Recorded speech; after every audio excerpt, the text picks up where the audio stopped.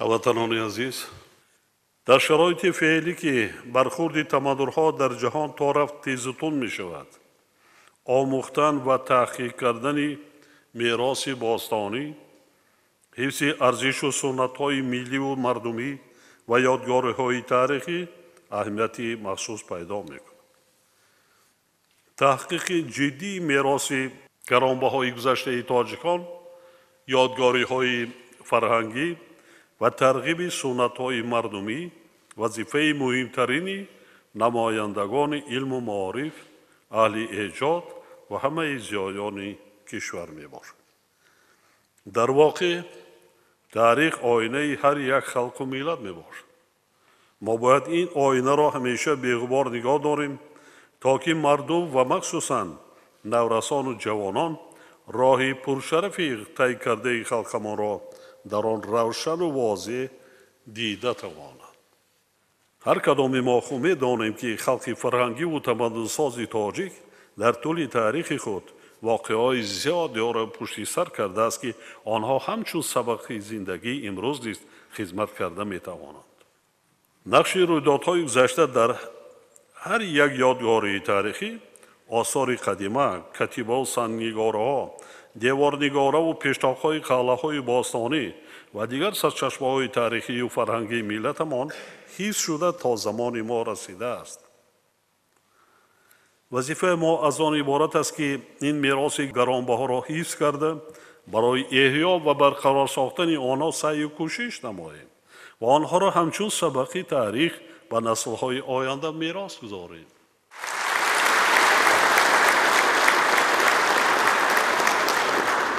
شنوای دوست، آوایم به دیدار تو می آیم، باز می آیم. اگرچه فرصت باشد، مجال صحبت باشد، حرف خواهم زد، برایت حرف خواهم زد. درود به شما بینندگان بسیار عزیز، بسیار ذکی و به چشم دور و به دل نزدیک ما. در تهیه و در پیشنهاد گروه ایجادی ما هست این لحظه باز یک برنامه نوبتی واژه‌زار معانی و ما گروه ایجادی تمنا میکنیم که هر کدام شما در آغوش این وطن گلبسر، در آغوش این وطن عین زمان، در بهار بسیار نازنین گل بدامن یک زندگی پر از سفیدی، پر از ضیا و عاری از همه گونه داغ و دردها داشته باشید بسر. مهمان هستند در برنامه نوبتی واژه‌زار معانی چون ما گروه ایجادی با کمال احترام با یک جهان اخلاصمندی دعوت کردیم و شکرانه که ایشان نیز پذیرفتند و آمدند.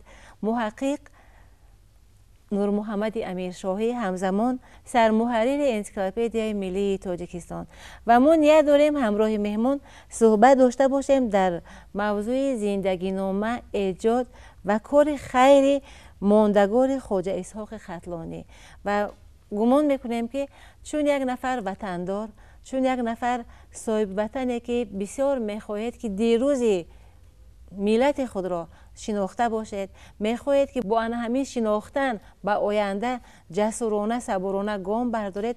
این موضوع حتما که برخورد ذهن و برخورد ذوق شما خواهد شد و مطمئنیم که شما باز خواهید کرد در دل را به سوی ما، به سوی مهمانی که دعوت کرده ایم به برنامه و میتوانید که بکشید اسرار نهان محتوای صحبت و درک هستی پرمحتوای خواجه اسحاق ختلانی خواهید کرد. خواجه اسحاق ختلانی سردار صوفیه اهل خراسان و ماوراءالنهر بودند و صوفی انقلابی بودند. آخرین نفر بودند که برای احیای دولتداری تاجیکان مبارزه برده و در همین راه قربان شدند و گمان میکنیم که همین یک اخبارات کوتاه الکی شما را متوجه کرد و حتما که متوجه صحبت ما نیز خواهید شد. استاد بسیار گرامی، به برنامه ما خوش آمدید. صدقه محبتتون، صدقه احترامتون و خیلی سعادتمند هستیم که شما امروز وقت پیدا کردید و مهمانی برنامه ما شدید. موضوع صحبت ما برای شما معین کردید. اول بیایید میگوییم که صوفی یعنی کی؟ چون ما قهرمان برنامه رو خواجه اسحاق ختلانی را صوفی گفته معرفی بنمودیم. صوفی همون نفرانی هستند که با اهل تصوف، یعنی که معروف هستند در جهانی نه تنها اسلام، در تمام جهان شرق. اینها نفرانی هستند که در علم، در دین، در هر معنویتی که در جامعه است اینها آزاد هستند. آزاد هستند و به اصطلاح امروزه گوییم اگر روشن فکران هر دور زمانند. این همین مقدار سخن برای صوفی را فهمیدن کافی است که کی است. بله. و یک نفر صوفی خواجه اسحاق ختلانی، بفرمایید روزنه آشنایی را باز بنمایید. بله. چون حرف درباره خواجه اسحاق ختلانی است، چون مرد تاریخی است، حوادث تاریخی را زینت بخشیده است و در تاریخ ملت تاجیک یک جوش خروشی را با وجود آورده است، یعنی تاریخ را تکان داده است. برای همین کمی از تاریخ باید گفت. بله. بیشتر چنین معروف شده است که همه وقت میگوییم که 1000 سال ما دولت نداشتیم، دولت داری نکردیم، بی دولت بودیم. بله. اما دولت بزرگ بویهیان بود، آل زیار بود، سلطنت بزرگ غوریان بود که تا نصف هندوستان را گرفته بود، تمام ایران و افغانستان و قسمت‌های از تاجیکستان، یک امپرای بزرگ. دولت کردهای هرات است که در خونین ترین دوره تاریخی ملت تاجیک ظهور کرده است. تقریبا 150 سال وجود داشته است که پیوسته مبارزه علیه امپرای بزرگ مغول مبارزه برده است. پایتختش 7-8 مرتبه به خاک و خون کشیده شده است، به زمین هموار کرده شده است. بعد سامانیان اینا. بله. یعنی که تمام دولتداری من بعده ما همه مبارزه است. بله.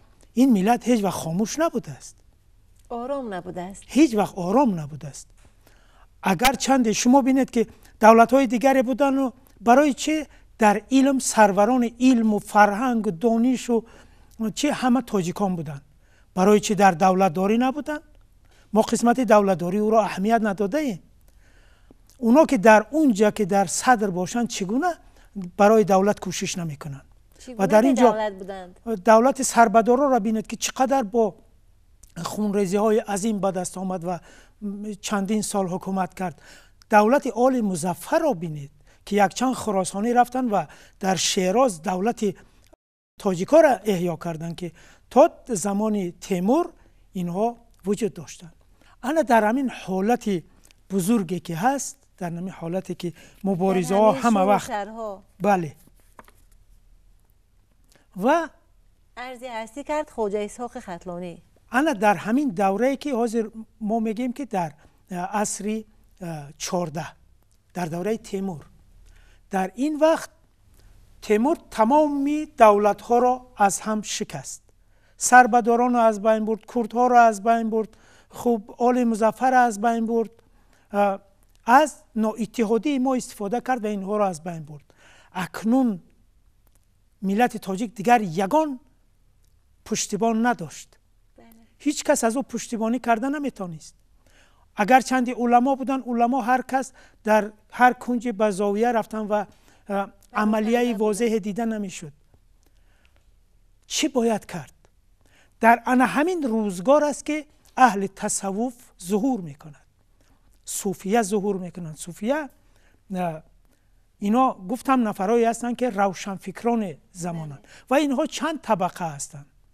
طبقه هستند که با حکومت ها همکاری میکنند، طبقه هستند که در حالت متوسط قرار دارند و صوفیه انقلابی است که او به هیچ چیز سازگار نیست، فقط عدالت در جامعه او جاری باید کند، حیات واقعی جامعه را میبیند و اون چیزی که در کتب الهی است اونها را با هم مقایسه میکند و عدالت جاری میکند. این و دیگر این که دین ها هم در جهان خدمتشان همین است، برای عدالت جامعه را پیاده کردن. خوب سرورانند که بعضی از اونها که یا که نفرانی هستند که از اینا استفاده میکنن و این عالم را ویران میکنن. بله. انا در همین حالت است که میر سید علی همدانی علیه تیمور برمیخیزد و بیشتر از 700 نفر شاگردان خود میگیرد از قسمت غربی ایران و میآید در ختلان قرار میگیرد. به اصطلاح در لانه تیمور قرار میگیرد. یعنی که در مرکز در جای می آید که تیمور اینجا حکمران است، یعنی که در شهر سبز و سمرقند، در ماوراءالنهر، در منطقه ما. جرأت ببینید که تا به کدام حد است و برای چی انتخاب ختلان است.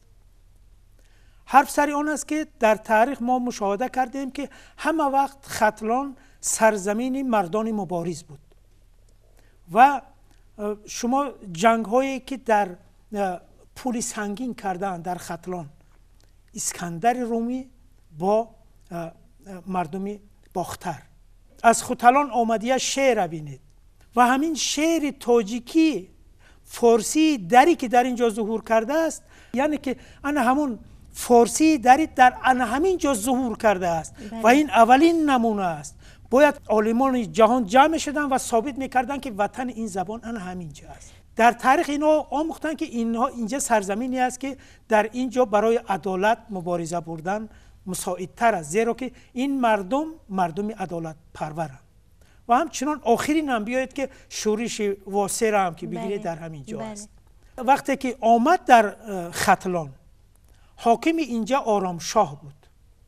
آرامشاه بود پدری خواجه اسحاق ختلانی و او حاکم ختلان بود و او پذیرفت میر سید علی همدانی را در اینجا قبول کرد با دسته بزرگی که آمده بود و اینجا یک خاندان بزرگ، یک میدان بزرگ مبارزه علیه تیمور و بعداً تیموریان شد. خاندان اونها برای چی اینها علیه تیمور اینقدر شوریدند؟ اینقدر در ادبیات از اون ستایش کرده می شود حضرت امیر تیمور و فلان فلان. یعنی که اینها دیدن که متشرعه که در دربار او بودن و برای او خدمت میکردن و تیمور هم چنان سیاست داشت که اهل علم و اهل دین را احترام میکرد، به خاطر بزرگی او را نگه داشتن و اما اهل تصوف از او دستگیری نمیکردن. برای چه میر سید علی همدانی اینجا آمد، اینجا قرار گرفت. تیمور همون وقت در اصفهان با لشکرش در آمد و 6000 کودک را پایمال اسب کرد.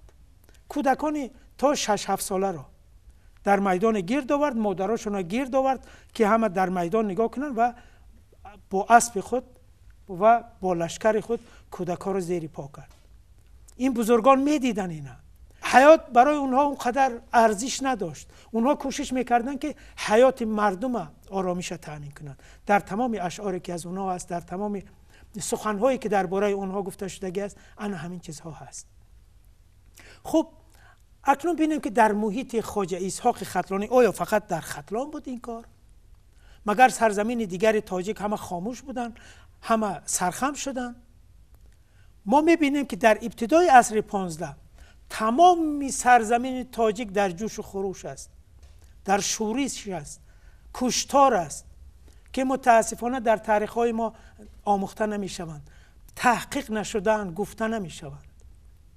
در همین دوره است که 3 مرکز بزرگ جنبش به وجود آمد که یکی در شیراز و تبریز اون طرف ها بود با نام حروفیان و یکی از پیشوایان اونها را با نام سلطان علی وقتی که اونا بدار کشیدن پوستی او را کندند. این در دوره تیموریان است، خاندان او. پوستی او را کندند، در دار آویختند و آخرین رمقی که داشت گفت آن خداوندی که شما می پرستید در زیر پای من است. خداوندی من دیگر است، مقصد من دیگر است.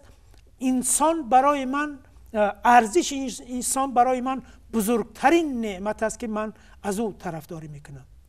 و وقتی که او مرد و تگ پای او را دیدن، در تگ پای او تنگه نصب شده بود که نام سلطان وقت بود. سلطان وقت بود، گفت که این خداوندی که شما میپرستید در زیر پای من است. بله. یعنی که ببینید که تا کدام حد خدا قربان کرد به خاطر همین عدالتی که باید جاری شود. و مرکز دیگری در همین دوره ظهور کرد. بینه در دوره است که چون دولت‌های تاجیکی از بین رفتن، عیناً در 5-6 سال نگذشت که جنبش بزرگ. مرکز دیگر در سیستان غور است، یعنی که در میانه سرزمین تاجیک. اگر او در غرب است، این در میانه است. بله. در سیستان بسیار شورش‌های سخت می شود. فرض کردیم شاهرخ تا 12,000 لشکر برای خاموش کردن شورش اونها میفرستد و در سرچشمه های دیگر است که تا 7 قشون میفرستد، یعنی که جنگ های سخت در اونجا. اکنون میایم در قسمت شرق، در ختلان، در ماوراءالنهر، مرکز تجمع تاجیکان در اینجا است. اینجا کیها هستند؟ اونجا هم صوفی ها هستند، اینجا هم همین ها هستند، صوفی های انقلابی. خواجه اسحاق ختلانی در برابر میر سید علی همدانی، یعنی که استادش، در برابر او تقریبا 50 سال مبارزه برده است. 50 سال مبارزه است که در تاریخ مثبت است برای عدالت. وقتی که میر سید علی همدانی از میان رفت سال 1384 بود. در دوام تقریبا 40 سال دیگر خواجه اسحاق ختلانی فقط راه‌های را جستجو کرد و دریافت که چی باید کرد، که از هر راه استفاده بود تا اینکه حاکمیت اقلا در قسمتی که اینا هستند، در قسمت خراسانی و ماوراءالنهری، در قسمت به اصطلاح باختر، ختلان باختر، اینها منادی دادن، یعنی تمام صوفیه پیش قدم تمام خراسان و ماوراءالنهر را گرد آوردند در ختلان. یک حرف دیگر است که خواجه اسحاق ختلانی خرقه تصوف اهل ماوراءالنهر خراسان در بر داشت که او را میر سید علی همدانی بر او پوشانیده بود. اینا جهان امروزه ما اینا درک کرده نمیتونیم که این چی گفتنی گپ است. خرقه اهل تصوف خراسان و ماوراءالنهر امروز اگر مقایسه کنیم به منزله چندین وظیفه پادشاه و پرزیدنت امثال این است که یعنی تمامی معنویات تصوفی انا همین منطقه بزرگ که امروز در اینجا تقریبا 7-8 دولت جا دارد، انا همینجا در اختیار انا همین مرد است. یک نفر تاجیکی که در انا همینجا زندگی میکنه. تمام اهل تصوف گرد آورد و یک نفر را مهدی اعلان کرد و بینید که تا مشهد همه زیر تابعیت تصوف اینجا را دارد، یعنی که خواجه اسحاق ختلانی. توبه. اینجا تمام اهل تصوف گرد آورده شد. اهل تصوف چی گفتن دیگه؟ هر یک صوفی هیچ نباشد 10-15-20 هزار طرفدار دارد، یعنی که در اینجا صدها هزار نفر بیشتر گرد آورده شد از تمام همین منطقه.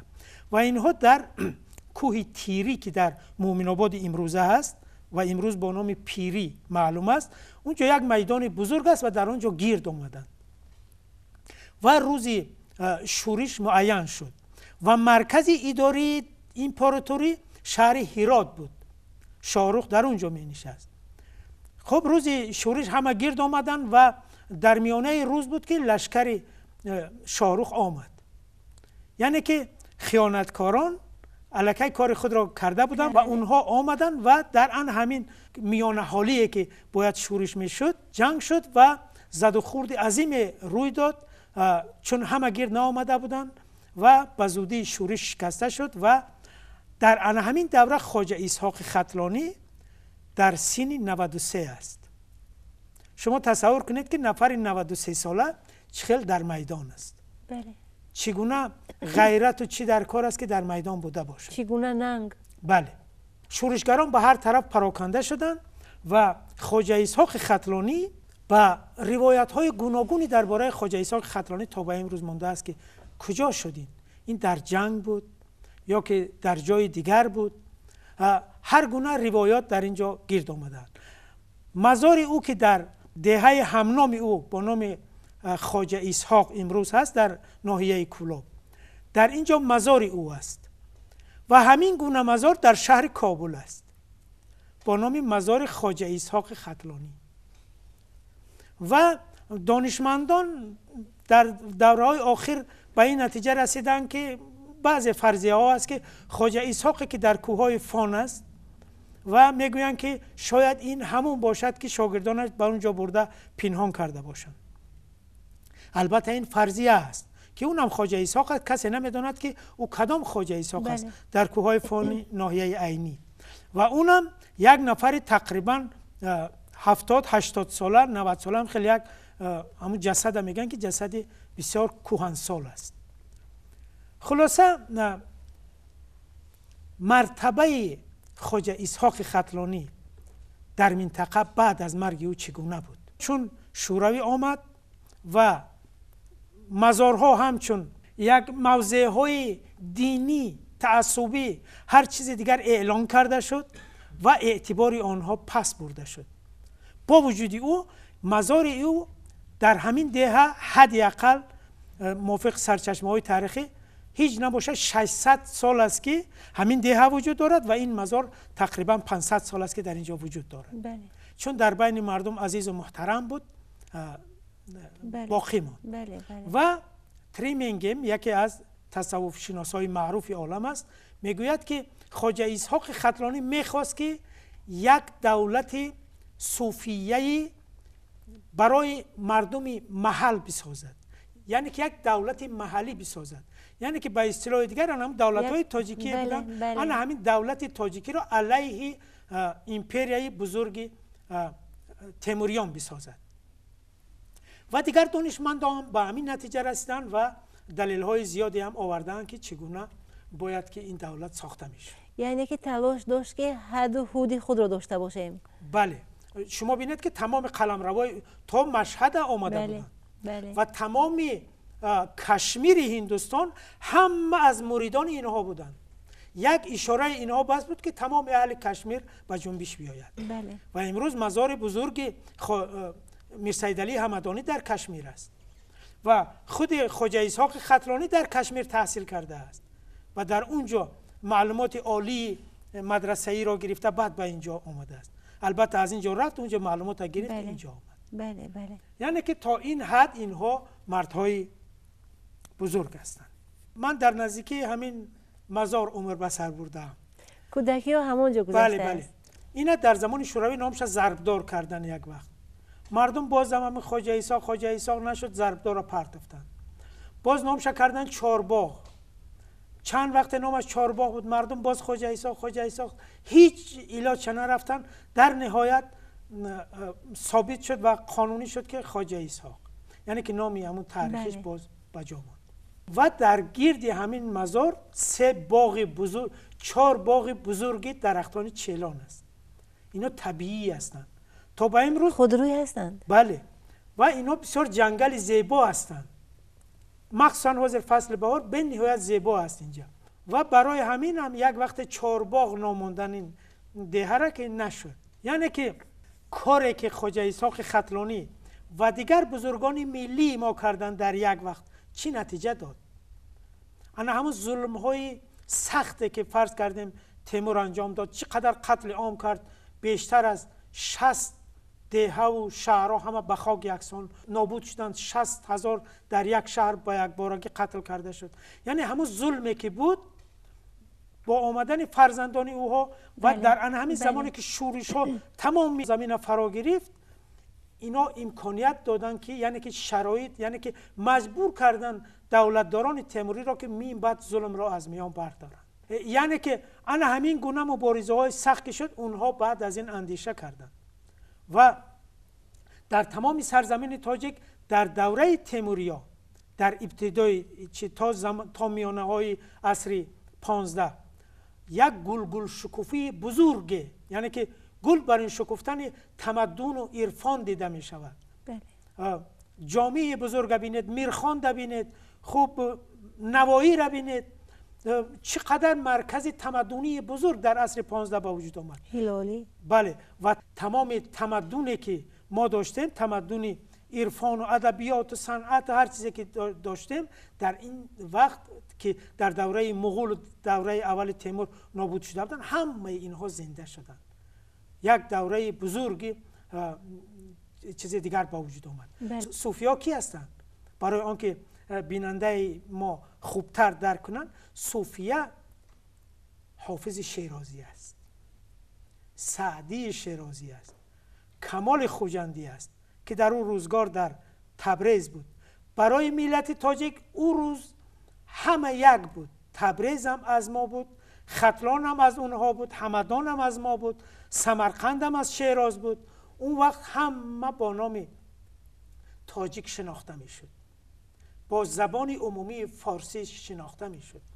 یعنی که انا همون در همین دوره که مبارزه که بزرگان ملی ما کردن، جان خود را نثار کردن، قتل شدن، خود را قربانی کردن و تمدن را زنده کردن، تمدن رو پایدار نگاه داشتن. البته شما دوستی نوایی را با جامعه ببینید که ترک و تاجیک چگونه با هم آمد. اینا خونهای این بزرگای ما یعنی که تأمین کرده توانستند که متاسفانه در صفحات امروزه تاریخ ما عکس نیافتند، یعنی که تبلیغ نشدند. رئیس ارجمند دولت ما اعلام می‌دارند که این بزرگان باید شناخته شوند و مخصوصاً برای خواجه اسحاق ختلانی که امسال در واخوری با زیایان مملکت اعلام داشتند که حتماً مزار این بزرگوار باید که یعنی که مرقد او باید که آباد و زیبا کرده شود، چون امسال سال سیاحی چی اعلان شده است در مملکت.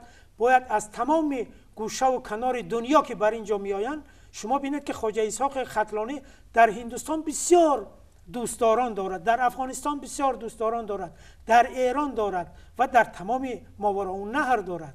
وقتی میآیند و میبینند که یک مقبره‌ای که نه چندان، البته در سالهای آخر او را آباد کردن، از نو چه کردن، اما تعمیر کردن، یعنی که پرره ساخته نشده است، مهنت بسیار صرف شده است و قسمتی از آن باقی مانده است که در 2 سال اخیر اون قریب که باز ویران شده است. برای همین تاکید من بعده رئیس دولت است که حتما اینجا باید آباد کرده شود و پیران سالانی که در این دهه هستند میگویند که در اینجا مدرسه ها بودند و ویرانه های بودند. اون ویرانه ها رو میگفتن که اینجا مدرسه ها بودند و از تمام منطقه ها اهل تصوفی انا همین چه گرد می آمدن و انا همون حالتی که در شهر کابل است در اینجا هم میشد. بله. برای همین بسیار میاد. خوب در زمان شوروی که این گفتم که آتشش خاموش کرده شد. بله. و در اینجا مسجد بسیار بزرگ بود که متاسفانه بعدا در زمان شوروی این به انبارخانه چه خواجگی قشلاق امثال این تبدیل داده شده بود و الحال کم آباد شده است و امیدواریم که با این دستوری که رئیس دولت دادن، سفارشی که دادن، هر دوی این بناها از نو تجدید، آباد و زیبا میشن و هر کی آمد البته از ما و از کار آبادکاری های ما احسن خواهد. باید گفت که از جانب متخصصان ساحه فرهنگ کارهای لایحه‌کشی یادگارهای تاریخی نیز سوس برآمده شده تا به حال لایحه مقبره‌های عالمان و متفکران اسلام و عرفان خواجه ایوب انصاری، خواجه اسحاق ختلانی، مولانا فتح‌الله چوستی و خواجه نقشبند آماده نشده است. لایحه قلعه‌های کولاب، شهریتوس، اسفرت، دیر بودایی، اجینتی پیوخش و سنگنگاره‌های ناحیه عینی تا حال به انجام نرسیده است. غیر از این یادگاری‌های تخت سنگین ناحیه قبادیان، اجینتی پی ناحیه وش در حالت ناگوار قرار داشته تعمیر طلب میباشند و در دوران استقلالیت کم تأخیر شدند. یادگاری تخت سنگین تا حال راه درست ندارد و سیاحان با مشکلی به این موضوع میرسند. باید گفت که کارهای موقتا پوشانیدن و آباد کردن شهرک سررزم نیز به تأخیر افتاده. آموزش و تحقیقات باستانشناسی در این موضوع در سطح ضروری برای مانده نشده است. سرچشمه‌های تاریخی گواهی می‌دهند که بازیافت‌های مدنیت قدیمی خلق تاجیک به 1000 ساله چهارم تا میلاد منسوب بوده. اولین شهرها و نخستین دولت‌های تاریخی ما در همین سرزمین به وجود آمدند که نمونه بهترینشان شهرک قدیمی سرز میباشد. حکومت در سال 2000 به یادگاری سرز همچون نمونه برجسته آثار تاریخ توجه ظاهر کرده. با قرار خود مرکز تشکل تمدن کشاورزی، هنرمندی و شهرسازی تاجیکان ممنوعگاه تاریخی و باستانشناسی سرز را تأسیس داد و برای کارهای جستجویی و باستانشناسی و آباد و برقرار کردن آن همه ساله مبلغ جدا میکند. در برابر این با دستور حکومت مواد ضروری جهت پیشنهاد کردن سرزم بر روی خط میراث تاریخی خلق تاجیک به یونسکو آماده و ایصال گردیده. سراسب همچون نمونه شهر قدیم از طرف این سازمان جهانی اعتراف و ماه ایونی سال 2010 به فهرست میراث فرهنگ عمومی بشری وارد گردید. این را ما سال شناس 5500 سال. این دلیل بنهایت قوی تاریخ و تمدن ملت تاجیک است. 5500 سال. وابسته به این تاکید می سازم که کارها در سمت به فهرست میراث فرهنگ عمومی بشری یونسکو وارد نمودن دیگر یادگاری های تاریخی کشور نظررس نیستند.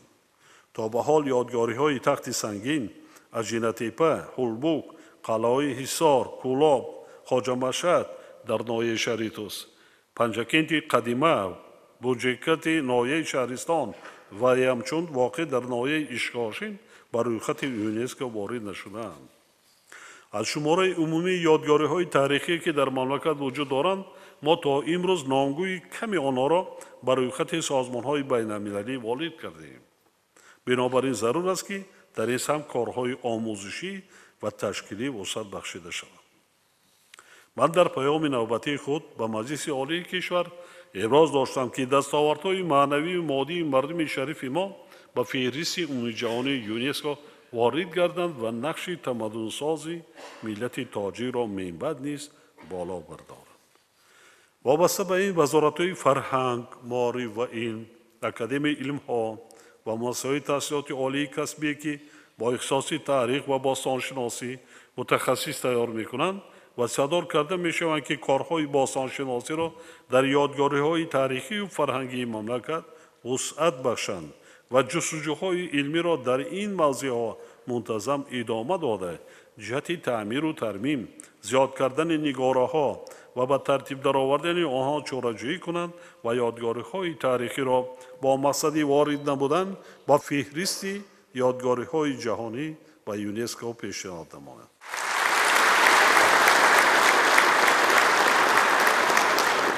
امیدواریم که با این دستوری که رئیس دولت دادن، سفارشی که دادن، هر دوی این بناها از نو تجدید، آباد و زیبا میشن و هر کی آمد البته از ما و از کار آبادکاری های ما احسن خواهد. بله، سلامت باشد و واقعا هم بسیار سعادتمند هستیم که امروز گفتیم در حضور شما در صحبت شما قرار داریم.